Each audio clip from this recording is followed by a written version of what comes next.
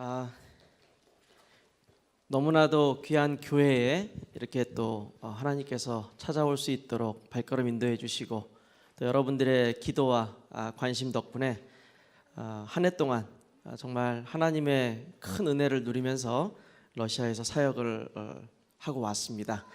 간단하게 제가 사역 보고를 드리겠습니다만은 오늘 저는 이제 대학 청년부 이렇게 예배인 줄은 사실 잘 모르고서 왔어요. 근데 청년들 보면서 하나님께서 저한테 주셨던 마음이 뭐였냐면 앞에 앉아 있으면서 제가 청년 때 하나님께서 주셨던 그 비전이 생각이 나더라고요. 저는 처음부터 목회자가 될 생각이나 선교사가 될 생각을 처음부터 어릴 적부터 가졌던 사람은 아닙니다. 하지만 제가 신앙생활을 제 나이 30살 때부터라고 저는 보통 얘기를 합니다. 왜냐하면 워낙에 날라리 신자로 다녔기 때문에 제가 아직도 기억합니다. 교회 들어와서 찬양할 때 잠자고 마지막 폐회송할 때 일어나서 깨어서 가고, 그게 제 신앙생활의 모습이었기 때문에 누군가한테 저는 나는 하나님을 믿는 성도다 이런 얘기를 해본 적이 별로 없었던 것 같아요. 그런데 이제 제가 러시아라는 나라에서 정말 예수가 그리스도라는 이 복음을 듣게 되고 믿게 되고, 그러면서 그 복음 앞에 섰을 때 하나님 제 인생을 바꿔가신다는 것을 제가 알게 됐습니다. 제가 선교사로서 하나님 앞에 젊을 때, 결혼하기 전입니다. 제가 예원교회 청년부를 다니면서 어느 날부터 자꾸 마음이 좀 답답한 거예요. 그러면서 하나님 저한테 뭐 하시는 것이 뭘까요? 하나님께 질문을 좀 많이 했습니다. 하나님 살아계시다면 저한테 분명한 계획이 있으실 텐데 그게 뭘까요? 계속 물어볼 때 저한테 주셨던 말씀이 뭐냐면 잠언서 23장 17절 18절에 나오는 말씀이었습니다. 제가 잠시 읽어드리면요, 항상 여호와를 경외하라. 정령이 네 장래가 있겠고 네 소망이 끊어지지 아니하리라 라는 말씀이 있습니다. 내 장래, 우리 청년들과 우리 특별히 대학 청년들의 가장 큰 관심사라면 관심사가 바로 장래에 대한 희망일 겁니다. 내가 뭘 해야 되지? 대학교 들어가서 앞으로 나는 취업을 해야 될 텐데 어디를 취업해야 되지? 또 취업을 하고 나면은 이제 나는 어떻게 결혼을 하고 어떠한 가정을 꾸려야 되지? 등등등 아주 미래에 대한 많은 것들이 고민이 될 수가 있고, 이 고민이 기도의 제목이 분명 될 거라고 저는 생각을 합니다. 저 역시도 그랬고요. 그래서 지금의 제 와이프를 만나기 전에 제가 멋모르고 하나님 앞에 이 말씀을 붙잡고 그럼 하나님 저는 그냥 러시아 선교하러 갈게요. 그러고서 그냥 갔습니다. 다 내려놓고 그러고서 떠났고요. 떠났다가 몇 달도 안 돼서 한 달도 안 돼서 다시 또 하나님 막으셨어요. 막고 들어오게 하시더라고요. 들어와서 기도하면서 제 나름대로 연단을 받고, 연단을 받으면서 만나게 된 것이 지금의 저희 집사람을 이제 만나게 된 겁니다. 같이 이제 결혼을 해서 러시아라는 나라를 품고 저희가 떠나게 되니까 하나님이 그 문을 열어주셨고요. 떠나고 나서 한 1년여 지나니까 갑자기 저보고 전도사를 하라 그래서 제가 교회 전도사가 그냥 돼버렸습니다. 이유는 간단합니다. 제가 섬기던 교회 또 섬기던 선교사님께서 선교지를 바꾸시면서 나는 간다, 네가 맡아라 이런 식이 돼버렸어요. 그렇게 해서 제가 졸지에 저는 전혀 기도하지도 못하고 그냥 선교라는 그런 대열 속에 제가 들어가게 돼버렸어요. 그러고 나서 한 1년 반 정도를 정말 고생을 많이 했습니다. 왜 이걸 해야 되는지도 모르면서, 언약도 제대로 모르면서 그냥 열심히 하면 된 줄 알고 열심을 다해서 했습니다. 근데 그게 안 되더라고요. 그러고 나서 이제 지금의 제가 이제 다니고 있고 저를 파송해 준 그 예원교회에서 우리 정은준 목사님께서 오시면서 들어오라고 얘기를 하시더라고요. 들어오라는 이유 중에 하나는 하나님이 너에 대한 특별한 계획이 있으니까 들어와서 하나님 뜻에 순종하면서 배워나가면서 다시 선교를 하러 나가라고 얘기를 하시더라고요. 그래서 순종하고 들어와서 이제 훈련을 받고 신학교를 졸업을 하고 다민족 사역을 제가 한 5년을 하게 되고, 그러면서 졸지에 하나님께서 저에게 많은 응답들을 주셨다는 걸 제가 체험하게 됐습니다. 지금 다민족 사역에 대한 그 이야기 말씀에서 계속 나오지 않습니까? 여러분 주변에 있는 사람들 보면 다민족이 아닌 경우들이 거의 없을 거예요 이제는. 근데 그때 당시에 다민족 사역을 하면서 저도 이 사역이 언젠가는 크게 응답받겠다, 이 사역이 곧 선교라는 것과 연결되겠다 이렇게 저는 믿었고, 지금도 선교지에서 그 사역을 제가 또 감당하는 그런 또 축복을 갖고 있게 됐습니다. 어쨌든 그런 선교의 대열 속에 있다라는 것만 해도 큰 감사인데, 선교지에 갔는데요, 이 흑암이 엄청나게 방해를 하고 무엇보다도 제 자신의 정체성을 흔들어 놓는 사건들이 굉장히 많이 일어났습니다. 우리 대학 청년들뿐만 아니라 아마 우리 모든 성도님들의 문제 중에 하나가 뭐냐면, 나는 분명 하나님의 자녀인데, 나는 분명 그리스도를 믿고 구원받은 하나님의 자녀인데 왜 내 문제와 사건은 계속적으로 이렇게 벌어지게 될까? 계속적으로 내 문제와 사건 해결이 왜 안 될까? 간단하더라고요. 내가 100% 하나님 앞에 서질 않아서 그렇더라고요. 내가 100% 하나님 앞에 선다고 하면 이게 문제가 아닌데, 이게 내가 100% 서질 못하고 나도 모르게 남아있는 약간의 내 것, 그게 있으니까, 나의 것이 있으니까 하나님 앞에 온전하게 쓰임을 못 받는 그런 상황이 벌어지더라는 거죠. 하나님께 다 맡기면 되는데 그러지 못했습니다. 그렇게 해서 선교 사역을 시작을 해서 저희가 들어간 지, 제가 파송받은 것은 2013년도입니다만은 저희 가정이 들어간 것은 조금 늦게 저희 가족들이 들어오게 됐습니다. 그리고 이제 사역을 진행하다가 작년도에 정말 큰 사건이 하나 벌어졌습니다. 여러분들이 들어보셨는지 모르겠습니다만 지금 현재 러시아의 대통령이 누군지는 아시죠? 블라디미르 푸틴이라는 이 인물이 이제 대통령입니다. 근데 이 인물이 워낙에 철의 정권을 지금 갖고 있고 독재를 하다 보니까 주변에 있는 사람들이 그의 비위에 맞추기 위해서 많은 법안들을 만들어낸대요. 그 중에 하나가 바로 종교법이라는 것이 만들어집니다. 그 종교법에 따르면 전도 선교 금지입니다. 중국보다 더 앞섰어요. 그런 것도 1등이에요, 러시아가. 이 전도와 선교를 금지시키고 길거리를 이렇게 다니면서 전도지 하나 나눠주는 것도 금지. 그리고 뭐 비자라든가 이런 부분도 굉장히 꼼꼼하게 점검을 하면서 많은 어려움을 이제 주기 시작합니다. 그러니까 그 전까지만 해도 저희는 다행스럽게도 그 전에는 이 나이가 그래도 성인의 나이가 되면은 전도를 해도 상관이 없었어요.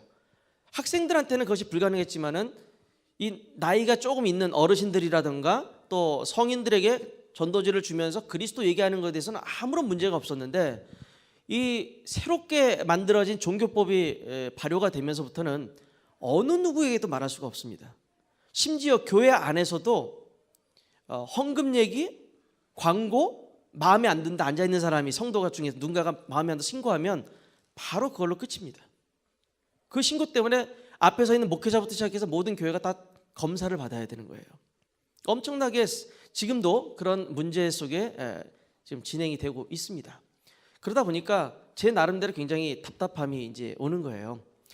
그 전까지만 해도 저는 기도 제목 중에 하나를 내세웠던 것이 뭐냐면, 저희 집사람이 가끔씩 저한테 이제 좀 이렇게 질타하듯이 하는 얘기 중에 30개 다락방이라며 왜 하나도 안 해? 이러면서 얘기를 합니다. 제가 그 전까지만 해도 하나님 앞에 도전했던 것이 30개 다락방, 러시아 현장에서 제가 그거 하겠습니다, 그렇게 기도를 했습니다. 근데 종교법이 딱 터지니까 순간 저도 가라앉기 시작하는 거예요. 어떻게 해야 되지? 이 문제 속에서 어떻게 내가 하나님 앞에 인도받아야 되지?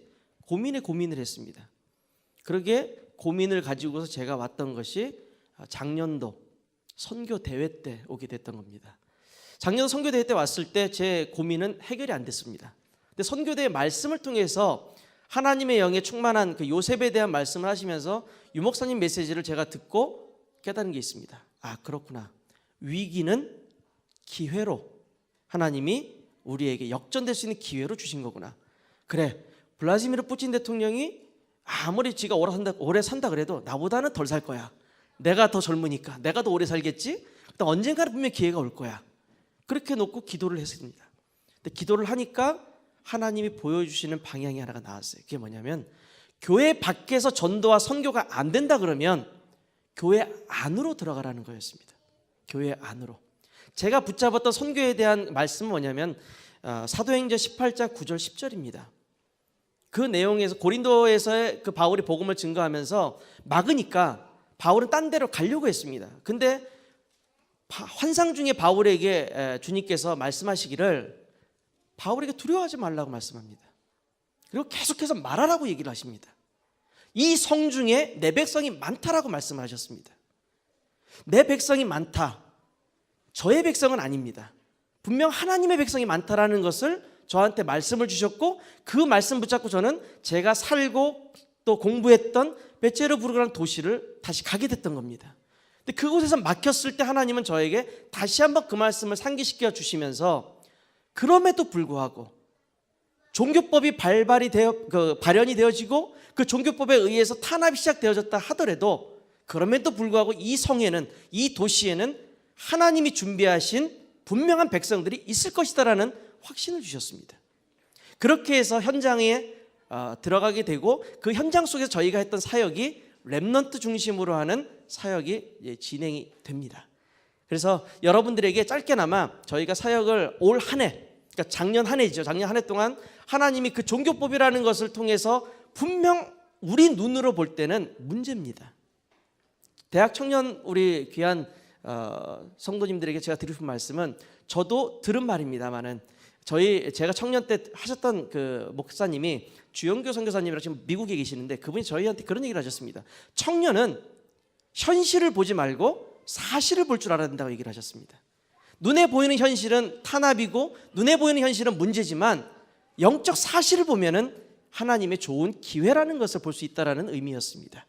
저도 그 말씀을 또 붙잡게 돼서요, 러시아 현장 속에서 사실, 하나님이 준비하신 영적인 사실을 찾기 시작했고 그 응답을 조금씩이나마 지금도 찾아가고 있습니다. 이제 여러분께 잠깐 그 사역에 대한 내용을 좀 보여드릴 수 있도록 그렇게 하겠습니다. 몇 가지 주제로 좀 되어져 있으니까 여러분들 봐주시길 바랍니다. 저희 먼저 지교회, 예원 지교회라고 말할 수 있는데 베제르부르크 예원교회 그 내용을 잠깐 보도록 하겠습니다. 잠깐 보여주시죠. 예, 지금 보시는 것처럼 저희 성도들을 이 렘넌트, 여러분들과 똑같은 이 청년들이 지금 한 몇 명이 있습니다. 이 청년들에게 저희가 말씀 훈련을 지금 시키고 있습니다. 자, 계속 넘겨주시기 바랍니다.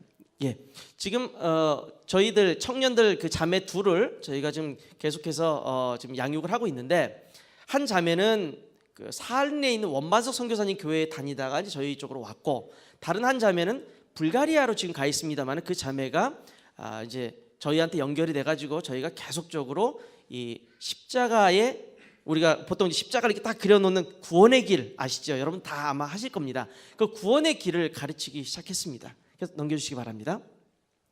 그 지금 마리아라는 저 자매는 이제 불가리아에 지금 있습니다. 저 자매에게 저희가 구원의 길을 가르쳐 주었고, 구원의 길을 이제 배우고 익히면서 적용을 하게 됩니다. 저 가정이 다민족 가정입니다. 저희는 러시아 선교를 하지만 저쪽 가정은 중국 한족입니다. 중국 사람들이 러시아에 많이 와 있는데요, 그들에게 복음을 증거할 수 있도록 지금 해놨습니다. 그래서 저거는 그 자매가 저희들의 그 전도지를 보면서 좀 이렇게 표시를 하면서 잘못된 거 이렇게 바꿔줬으면 좋겠다는 걸 번역을 자기가 해가지고 이걸 자료를 저희가 지금 건네서 본부에서 아마 좀 점검하고 새롭게 만들어낼 것으로 저희는 알고 있습니다.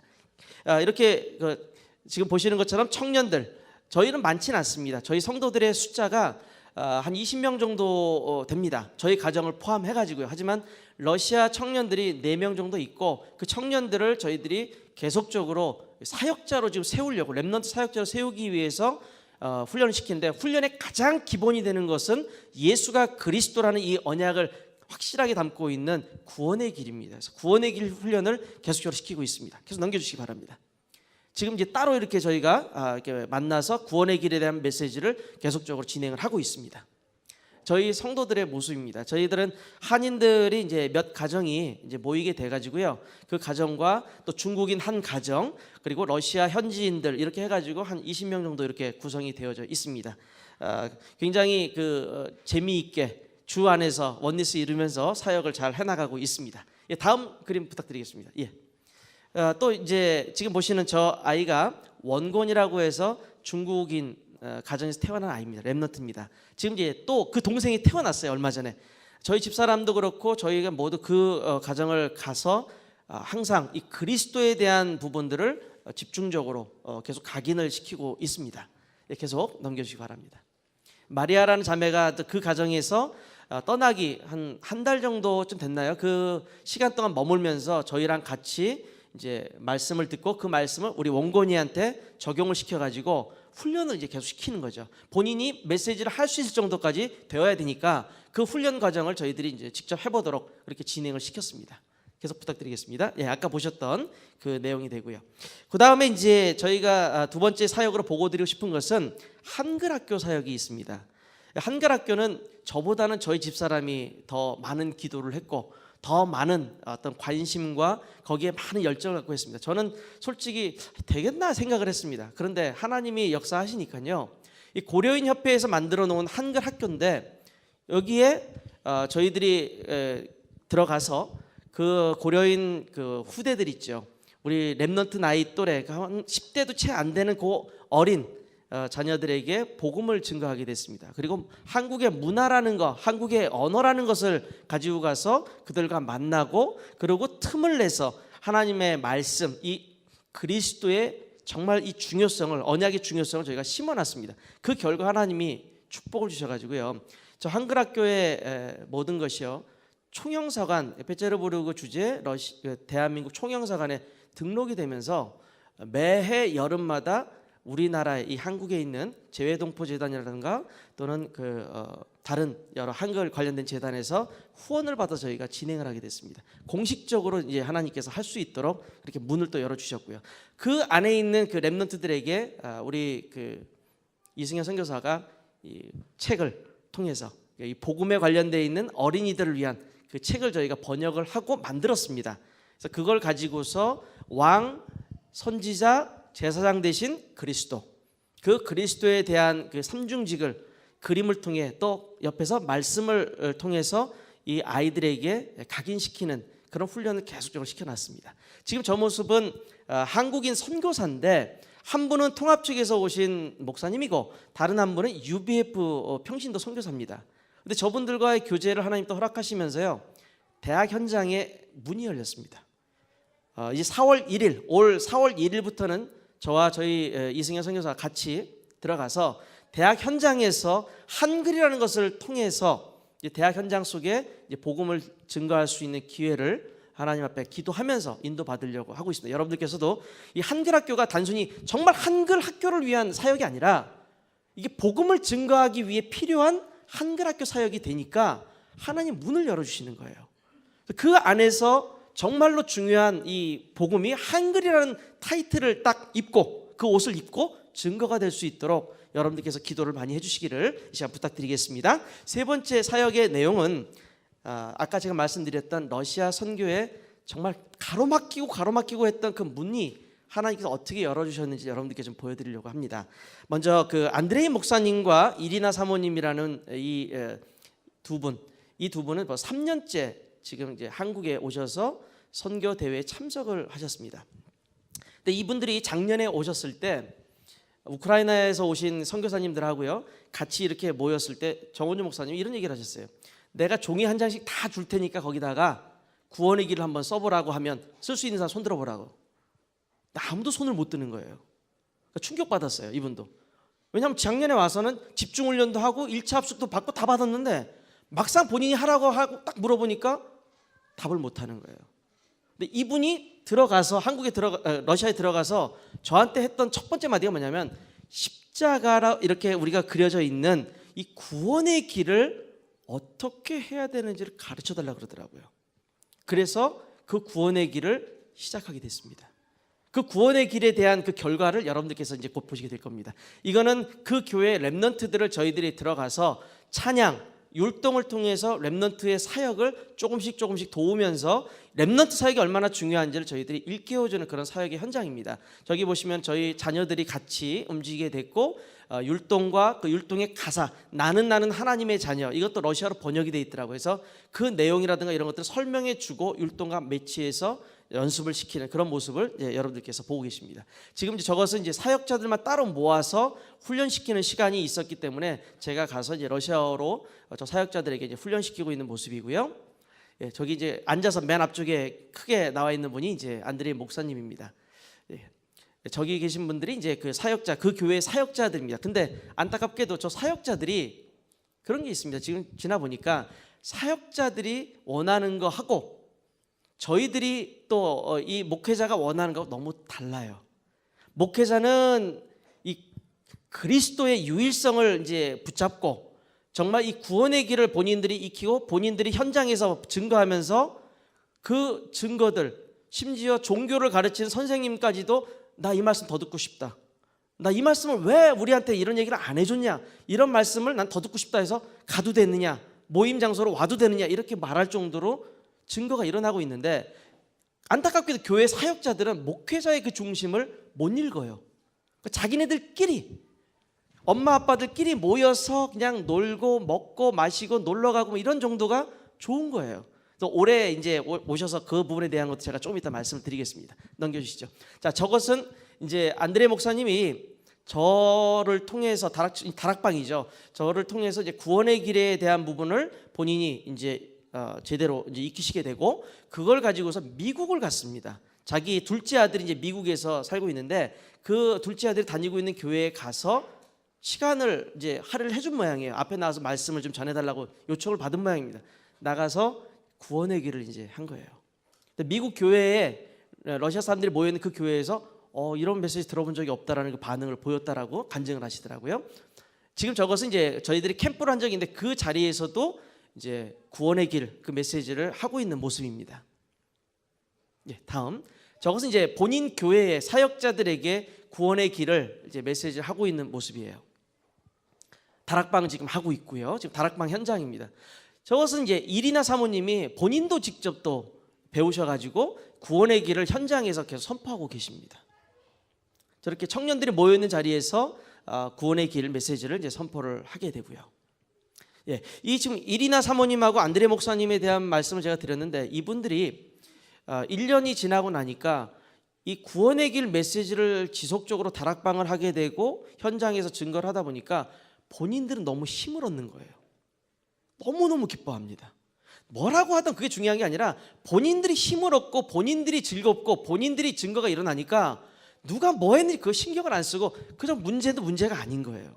우리 청년들도 마찬가지라고 생각을 합니다. 정말 나 스스로에게 하나님, 우리가 다 알고 있잖아요, 구원의 길. 근데 이 구원의 길이 정말 내 것으로 와 있는지 나에게 먼저 적용이 되어진다면 누군가에게 하나님께서 붙였을 사람을 붙이고 영혼을 붙였을 때 그 누군가에게도 분명 구원의 길의 그 메시지를 할 수 있을 겁니다. 그러니까 개인화, 복음의 개인화가 안 되면은 천상 아무것도 안 된다라고 저는 결론이 나더라고요.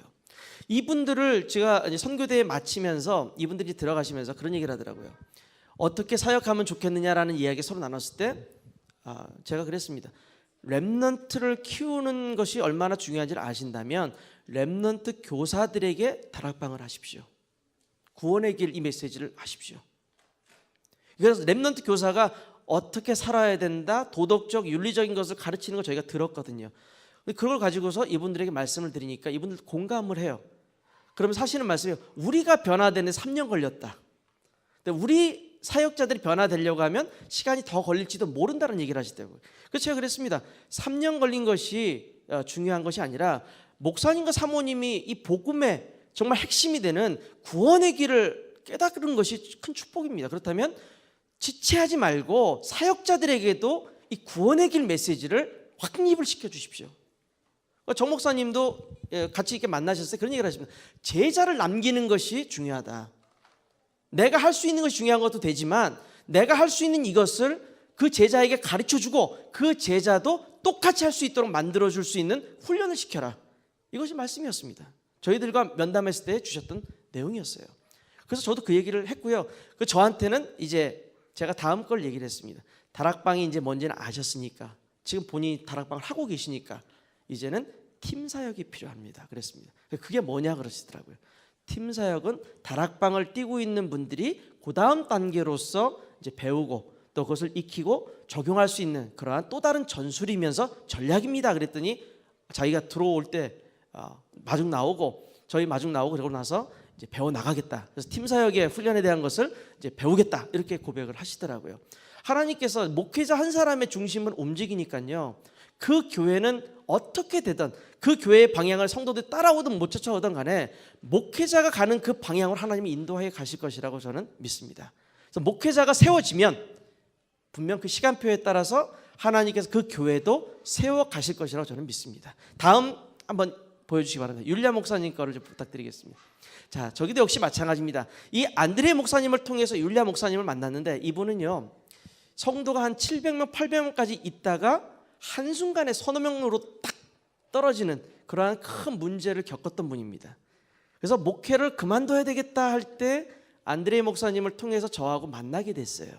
그 교회를 처음 갔는데 그 종교법에 의해서 하필이면 저희가 갔던 그날, 저하고 저희 집사람이 갔던 그날 어느 흑인 목사님이 한 분 와가지고요, 그 교회에서 뭐 설교를 하고 있었어요. 근데 그 내용이 이제 뭐 어떻게 살아라 뭐 이런 거였습니다. 근데 갑자기 밑에서 시끌벅적한 소리가 나더니 경찰이 왔다라는 거예요. 그래서 문을 폐쇄를 시켜 못 나가게 하더라고요, 아무도. 근데 제 가방 속에 뭐가 있었냐면 렘넌트를 위한 전도 교재가 있었어요. 그림책 전도 교재. 이거 가방 열고 너 외국인 와봐, 가방 열어봐, 조사했으면 저희도 바로 체포당하고 그냥 가야 되는 거예요. 이제는 법이 바뀌어서 이제 경찰이 판단했을 때 이건 문제 있다 싶으면 추방위로 갑니다. 중간에 재판이 필요 없어요. 얼마나 저희도 떨리겠습니까? 근데 이게 기도가 막 저절로 돼요. 주님 어떡합니까? 근데 어느 순간 기도를 계속 하다 보니까 이런 생각이 들어요. 아니, 여기서 체포당할 것 같으면 하나님 날 여기까지 보내지도 않으셨을 텐데 왜 이렇게 내가 벌벌 떨고 있지? 이런 생각이 들어요. 그래가지고 그냥 그래, 하나님 어떻게 하실지 보자, 가만히 있었습니다. 근데 1시간 정도 지나니까 이제 가도 된대요. 나가려고 하니까 밑에서 경찰을 만나면 저희 보고 이 교회 다니는 성도라고 얘기해라 그러더라고요. 딱 내려갔습니다. 경찰도 안 만나고 아주 안전하게 집까지 돌아갔어요. 무슨 일일까 싶어서 기도하다가 전화를 걸고 목사님을 다시 만났습니다. 근데 그 목사님과의 그 만남이요, 지금 큰 하나님께서 계획하신 바가 있다라는 것으로 결론을 제가 내릴 수 있을 정도 증거를 주셨습니다. 지금 보시는 것처럼 렘넌트 사역을 저희들이 진행을 하게 됐습니다. 저희 집사람과 저와 또 우리 성도들이 함께 가서 이 아이들을, 이 렘넌트들에게 율동, 그리고 찬송, 또 예배, 우리의 예배 순서, 찬양부터 시작해가지고 주기도문, 그리고 말씀, 그리고 헌금, 이런 순서대로 쭉 한번 이렇게 가르쳐주는 시간들도 갖게 됐습니다. 계속 보여주시죠. 지금은 찬양 율동하고 있는 모습이고요. 예, 계속 부탁드립니다. 이거는 이제 한편으로 저 렘넌트들을 위한 이제 말씀을 제가 이제 증거하고 있는 그 장면입니다. 예배라는 것이 따로 없습니다. 어른들은 3시간 예배를 드립니다. 근데 렘넌트를 위한 예배는 없습니다. 이것이 러시아 현재 그 교회들의 모습입니다. 어른들이 왜 렘넌트에 관심이 없느냐? 본인들이 힘들으니까. 본인들은 가서 예배 드리면서 은혜 받고 눈물 흘리고 할렐루야 외쳐야 되는데 아이들이 방해가 되잖아요. 아이들이 옆에서 돌봐야 되니까. 그러니까 어른들은 아이들을 그냥 탁 밀쳐버리고 나서는 본인들은 예배 드리는데 정신 없습니다. 3시간 예배에 아이들을 위한 렘넌트 시간은 없다라는 거. 근데 이 목사님이 와서 그거에 대해 중요성을 알고 가셨는데 그 부분 좀 이따 말씀드리겠습니다. 넘겨주시기 바랍니다.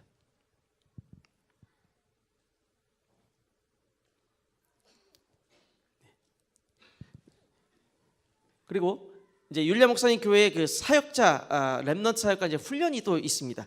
사역자 훈련은 첫 번째, 렘넌트 사역을 하기 위해서는 누가 먼저 이 언약의 중요성을 알아야 되냐면 부모가 알아야 되거든요. 그래서 10주간 제가 부모 학교라는 것을 통해서 부모가 렘넌트 사역의 중요성을 깨달을 수 있는 그 시간을 좀 갖도록 그렇게 하나님께서 허락하셨고, 그 이후에는 또 캠프라는 것을 통해서 이 부모들이 그 중요성, 또 렘넌트들이 그 언약의 중요성을 좀 깨달을 수 있는 시간을 또 하나님 또 허락하셨습니다. 지금 저기 모여 있는 것이 이제 사역자들과 그 교회 이 목회자, 저랑 바로 옆에 있는 약간 뚱뚱하신 분이 이제 바로 율리아 목사님이라는 여자분이십니다. 저분의 아들은 그 다운 증후군을 앓고 있고요. 심장에 그 태어나면서 판막이 없어가지고 동맥과 정맥이 항상 섞여요. 순간순간마다 죽음 앞에 직면하는 그런 상황이 벌어집니다. 그 자녀 덕분에 이제 목회자의 길을 가게 됐는데, 목회가 너무너무 힘들어서 최선을 다하고 성공하면 된다라는 게 목회 철학으로 배웠답니다. 근데 그게 아니라 정말 중요한 것이 복음이다라는 것을 깨닫을 수 있도록 하나님께서 이 현장으로 이제 보내신 거죠. 다음 보여주시기 바랍니다. 지금 부모 학교에 참석했던 분들하고 저희가 이제 사역을 하면서 훈련시키고 또 사진을 같이 찍었던 장면들입니다. 예, 계속 부탁드리겠습니다.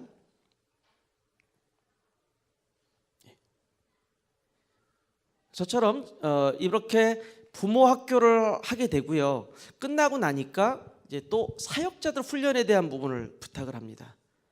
계속적으로 제가 선포할 수 있는 것은 한 가지밖에 없어요. 오직 예수가 그리스도라는 이 언약을 선포하게 되고, 또 이 구원의 길 메시지를 풀어서 매 주마다 설명을 다시 반복적으로 할 수밖에 없었습니다. 제가 할 수 있는 건 없습니다. 하나님은 그 가장 중요한 것만을 하나님은 말할 수 있도록 허락을 하셨고, 그렇게 해서 이 사역자들이 훈련될 수 있도록 하나님은 인도하셨습니다. 근데 여러분 보시면 아시겠습니다만 대부분이 할아버지 할머니들이 많습니다. 이 교회의 가장 큰 문제라고 할 수 있는 것이 뭐냐면 중간이 없어요. 허리가 없습니다.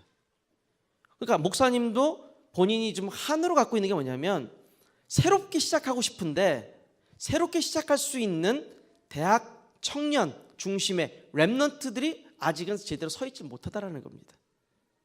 그렇게 세우려고 하면은 필요한 것이 뭐냐? 결국엔 렘넌트 사역을 어릴 적부터 할 수 있도록 시스템이 깔려지고 그 시스템을 통해서 이 사역이 진행이 돼야 되는데 그것이 지금 이루어지지 않고 있기 때문에 문제라는 겁니다. 아까 말씀드렸듯이 3시간 어른들 예배를 드리는 것과 렘넌트를 예배를 드리는 것이 하나도 없다고 말씀드렸습니다. 근데 감사하게도요, 어떤 결과가 나왔느냐면 렘넌트들이 흩어졌던 렘넌트들, 교회에 안 나오고 나왔더라도 방치됐던 아이들이 모여가지고서 함께 모여서 찬양하고 율동하는 일이 벌어졌습니다. 그래서 이 교회에서 저희 집사람하고 저한테 고맙다라고 하면서 선물까지 줍니다. 선물의 내용이 뭐냐? 선물의 내용이라보다 무엇 때문에 선물 주고 고맙다고 얘기를 하느냐? 교회에 렘넌트가 모인 적이 없는데 지금 한 서너 명의 렘넌트가 모이기 시작했다라는 겁니다.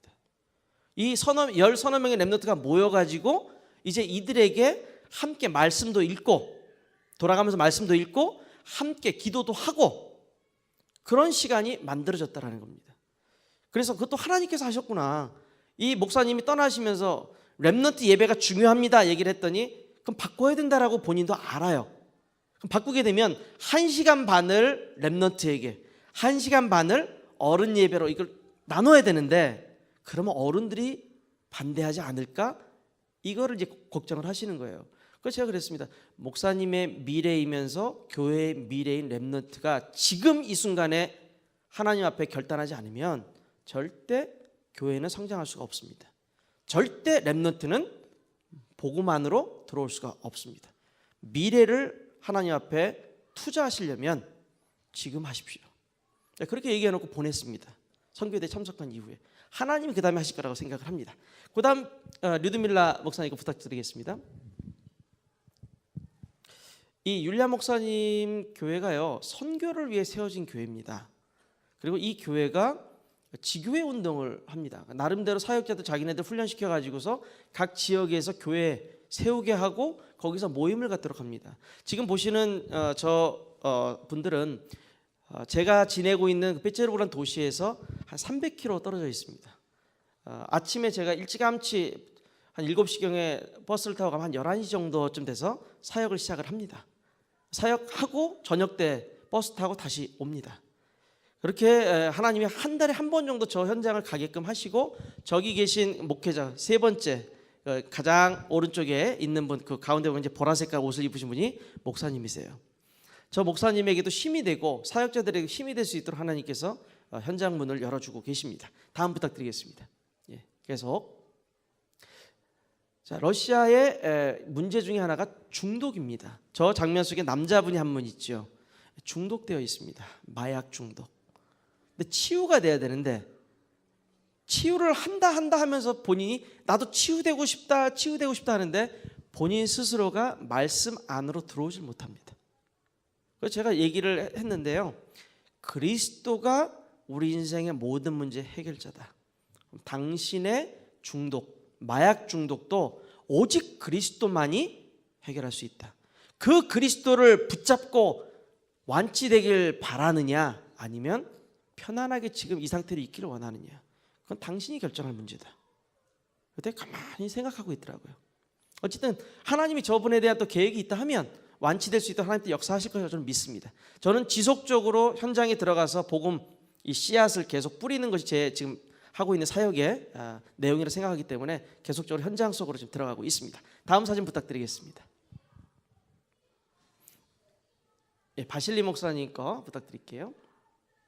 그 율리아 목사님을 통해서 저희들이 붙잡았던 언약이 있습니다. 그게 뭐냐면은 교회에 지교회 운동을 하고 있는 이분을 통해 가지고 그 지역으로 저희들이 복음을 가지고 함께 나아가는 건 어떨까? 그걸 놓고 지금 기도를 계속 하고 있습니다. 예, 바실리 목사님 거 부탁드리겠습니다. 저기는 이제 유대인입니다. 남편분 하얀 옷을 입고 있는 분이 유대인 바실리 목사님, 그 옆에 계신 분이 이제 마리나 사모님, 둘 다 유대인이에요. 근데 저분들은 뭘 하냐면 건물을 이렇게 하나를 사가지고요, 그 건물 안에다가 중독된 사람들 있죠. 약물, 그리고 뭐 마약, 뭐 기타 등등의 중독되어 있는 사람들을 거기다가 수용을 해서 매일매일을 예배 드리면서 그들이 일자리도 찾고 회복이 될 수 있도록 이렇게 만들어 갑니다. 저도 이 현장을 몇 차례 방문을 했었습니다. 넘겨주시기 바랍니다. 저희 사역자 마리아하고 같이 갔고요. 거기 보면 제 옆에 보면은 검은색 얼굴을 하고 있는 이게 그 흑인 모습 보이시죠? 청년. 예, 재밌는 게 하나 있습니다. 저 청년의 어머니가 한국 사람입니다. 고려인 분이에요. 저 청년은 이 안에서도 왕따입니다. 색깔이 다르다는 이유로. 저도 이거를 얼마 전에 알았습니다. 그래서 하나님이 또 그 계획 가운데에서 저 청년을 만나게, 저 자리에서 계속적으로 만나고 굉장히 신실해 보여요, 청년이. 그래서 사역을 들어가면서 저 사역 현장 속에서 따로 이렇게 좀 만나서 말씀을 전할 수 있는 그런 기회가 있었으면 좋겠다 해가지고 계속적으로 기도를 좀 하고 있습니다. 다음 부탁드립니다. 예, 계속적으로요. 그리고 기타 이제 목회자들의 이제 모임이 좀 있습니다. 하나님께서 이제 열어주셨던 그 사역의 방향이, 저는 이제 그런 걸 생각을 못했는데 하나의 문이 열리니까요, 그 교회에 연결되어져 있는 다른 교회들, 다른 사역자들까지 문들이 계속 열리더라고요. 그 현장을 저는 그냥 들어가서 씨를 뿌리는 사람의 그 마음을 계속 복음의 씨앗만을 지금 뿌리고 있습니다. 결과는 하나님께서 만들어 주실 것이고 그 열매가 어느 정도 크냐 작으냐도 하나님께 주실 거기 때문에 그런 걱정 없이 저는 제 할 일만 가서 그냥 씨앗만 뿌리고 있습니다. 계속적으로. 다음 거 부탁드리겠습니다. 저것은 이제 그 우리 목회자 모임입니다. 저기에 계신 그 안드레 목사님 맨 가에 뚱뚱한 분 말고 옆에 계신 분이고요. 그 옆에 보면 또 아르까지 목사님 부부라고 있습니다.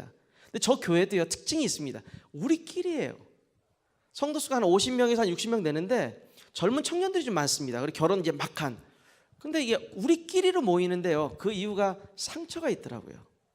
다른 목회자들에 대한 상처, 교회에 대한 상처들이 있다 보니까 자꾸 이렇게 우리끼리로 이렇게 몰고 옵니다. 근데 안드레 목사님 얘기가, 아르까지 목사님도 그런 상처가 있다 보니까 본인도 이게 잘 다른 사람과의 모임에는 잘 안 가는데 우리 모임에만 온다라는 거예요. 저하고 진행하는 목회자 모임에만 참석을 한다라는 겁니다.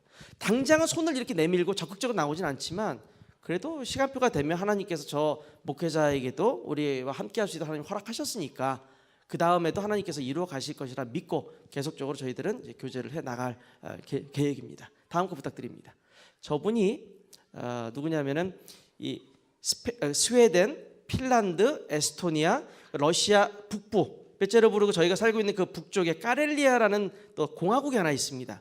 그 지역은 종교는 우리하고 비슷하다라고 볼 수가 있겠죠. 루터교 들어보셨습니까? 루터교. 마틴 루터가 종교개혁하고 나서 루터교라는 것이 또 만들어지게 되는데 그 루터교에 의하면 저분이 목회자예요.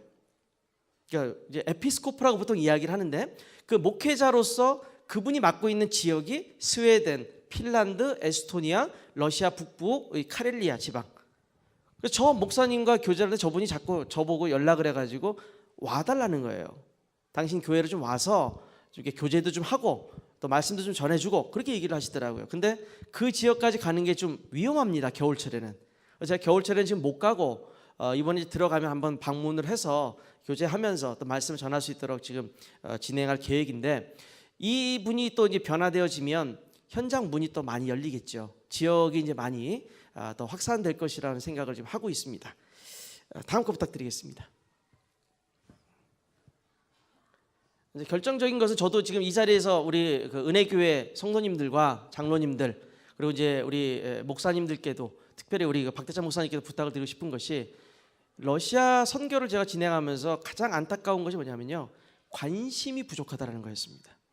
저는 그래도 감사합니다. 왜냐하면은 이렇게 여기 은혜교회나 또 저를 파송한 예원교회나 또 이제 후원해 주시는 분들, 기도해 주시는 분들이 계시니까 저는 그나마 감사한데, 근데 지금보다 더 많은 관심이 있어야 되고 현장이 변화되려고 하면 한번 오셔야 됩니다. 여러분들의 발걸음이 닿을 때 현장의 흑암이 더 크게 무너질 줄 믿습니다. 지금 보시면은 저렇게 예원교회 캠프팀이 8명에서 10명 정도가 이제 왔습니다.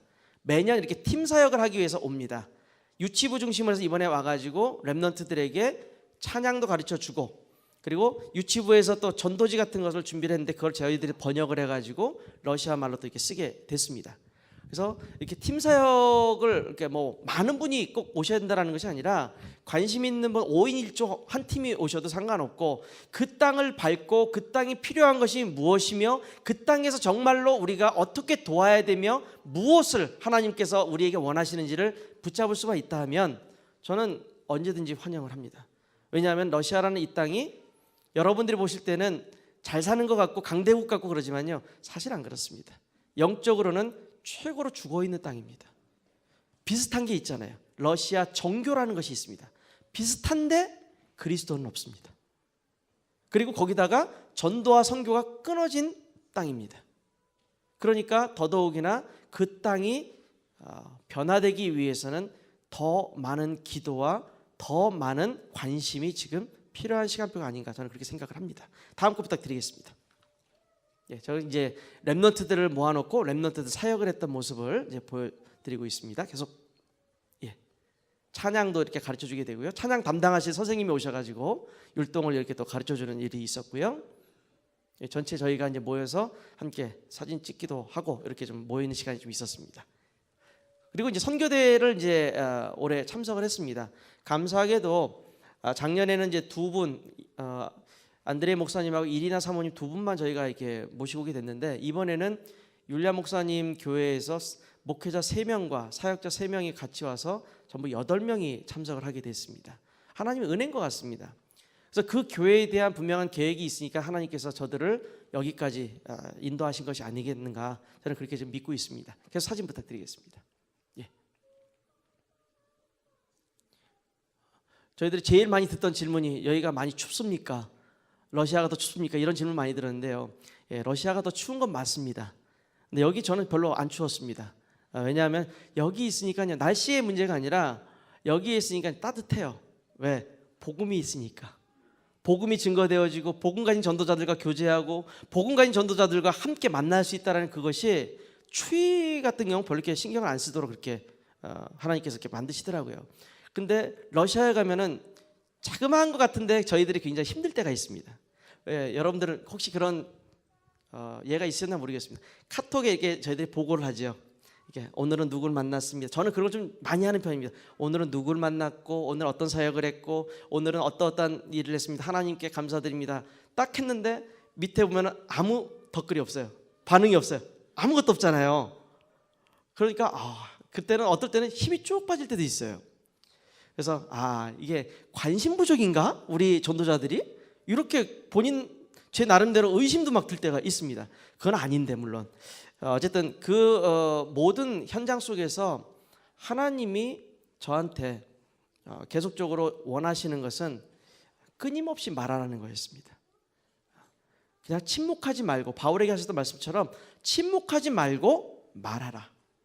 그리고 침묵하지 않고 계속적으로 말할 수 있는 그 축복은 결국에는 기도할 수 있는, 기도해 주시는 동역자가 계시고 관심을 가져주시는 동역자가 계시기 때문에 가능했던 것으로 저는 믿게 됩니다.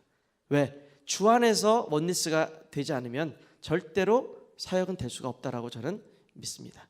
그래서 여러분들께도 이 자리를 빌어서 제가 말씀드리고 싶은 것은 스탈린이 이런 이야기를 했습니다. 이오시프 스탈린이라고 여러분 아시죠? 그 스탈린의 말을 하나 인용을 제가 좀 하고자 합니다. 악인의 무관심은 선행이 되지만 선한 사람, 선인의 무관심은 악행이 된다라고 했습니다.